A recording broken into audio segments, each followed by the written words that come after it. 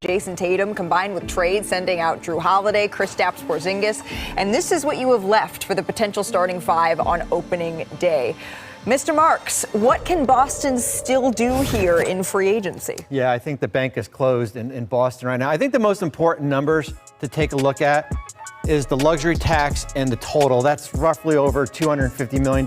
Malika, at one time, that number was $550 million. In a period of 1 week, they have saved $300 million by trading Drew Holiday and Kristaps Porzingis. They reached a deal on Luka Garza.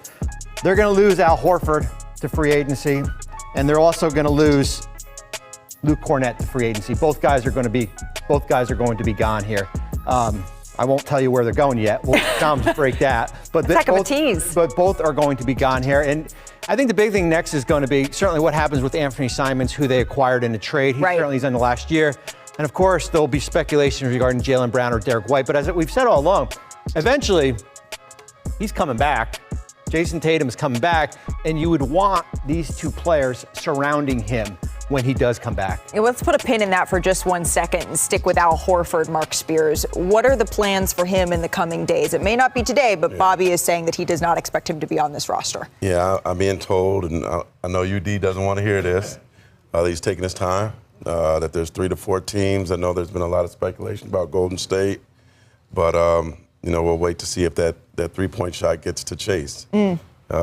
He's taking his time and seeing what else is out there. Well, we have a 3-hour special tomorrow, so don't worry about it. Take your time up until then. But Bobby does have a good point here, Udonis. Eventually, Jason Tatum is coming back. He's posted his 25 days out recovery, his 45 days, saying that there's been some up and down. Some points he's starting to wrap his head around it, and other days are incredibly hard. I can't imagine what that's like. But also, he's a winner. He wants to come back to a roster where he can say, all right, let's go get this again. How do the Celtics try to strike that balance? Well, I think this year you see what Jaylen Brown is. You see if he can be the guy. We've always talked about who's the 1A, who's the 1B, who's the 1C, 2, all this.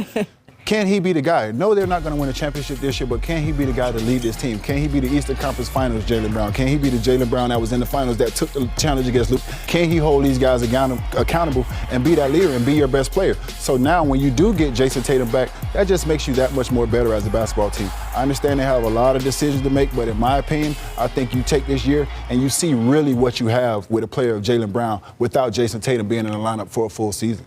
Jason Tatum, Jaylen Brown, Derek White. Between the three of them, they make almost $140 million. That is their big three. We have seen throughout the course of NBA history, we see teams win titles separate years apart. They have different supporting casts. The Bulls, the first three-peat, and the Bulls, the second three-peat. Yeah, Jordan and Pippen, they had a whole different supporting cast. We saw the Warriors, the team that they won with in 2017 and 18 was completely different than the team they won 2022 around their big three.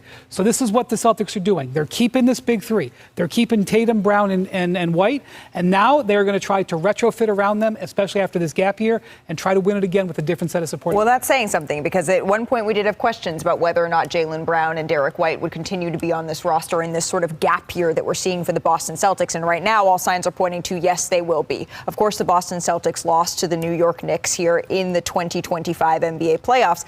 The Knicks' legs are in an interesting spot because they're a really dang good roster, but they still don't have a coach. How do you square where New York is at right now? Yeah, other than that, Malika, everything's fine in New York. You think about it, they just went through a draft. Now they're going into free agency, and they do not know who their head coach is going to be. I know they're interviewing some guys right now. I think Mike Brown on a second interview, so who knows? Maybe they're moving closer there, and that's a proven coach in this league. He's got a lot of experience. The question is going to be, does his personality jive with the guys that they currently have? It's a very talented roster, and you look at some of the issues of these other teams in the Eastern Conference. We just talked about Boston.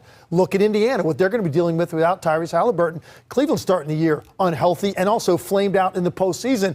So there's a great opportunity here for New York. They need to get this right. So if they're taking their time to make sure they get the guy they want, remains to be seen. And I heard they're trying to get something done before Summer League starts. Mike Brown's name is rising. Let's see if Mike gets in there. I was just checking the date. All right, so we're about a little under 2 weeks away here from Summer League, but we heard at one point they wanted to have a coach in place for the NBA draft, because you would think you want to kind of look at players around free agency, around the draft that you're bringing in to fit the style of the head coach that is the steward of this team. That hasn't been the case, but maybe